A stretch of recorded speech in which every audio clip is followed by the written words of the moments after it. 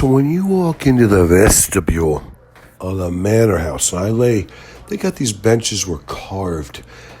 They put in beams, and they carved a beam that went straight up to support the vestibule area, and inlaid to those giant beams, they cut little benches, and they hand embroidered and stuffed and manufactured, cushions, back cushions, butt cushions.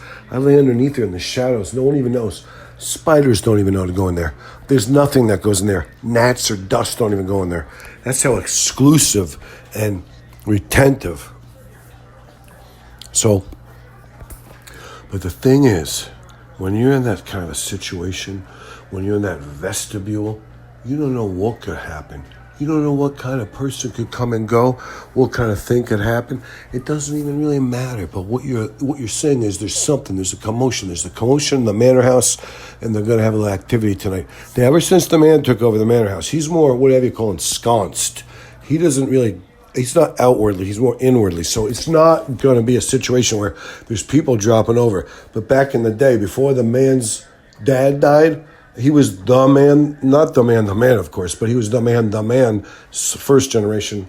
Wasn't even first generation, he was like a 13th generation. The man, the oxygen deprivation, he was like a 14th, 15th generation. But the man's dad, his name, you could say it out loud, it was Philip. I mean, it's like a boring name, but Philip, he was a wasp. What do you want?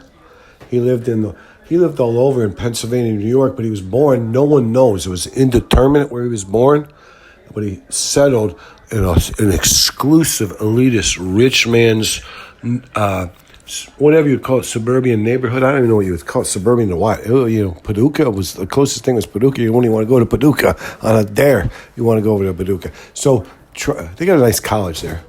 They got Bowling Green. Bowling Green in the western part. You go to Bowling Green. There's nice restaurants in Bowling Green, so you could go to Bowling Green. But other than that, be careful. You want to pull back a little from the border, just a little, just to where the elites live, just in that big neighborhood. That's the thing you want to get into. You don't want to pretend.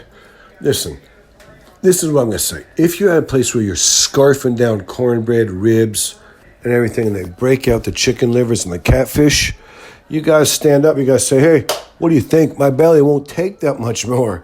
Give me some onions. Boil me some, saute me some onions, if anything.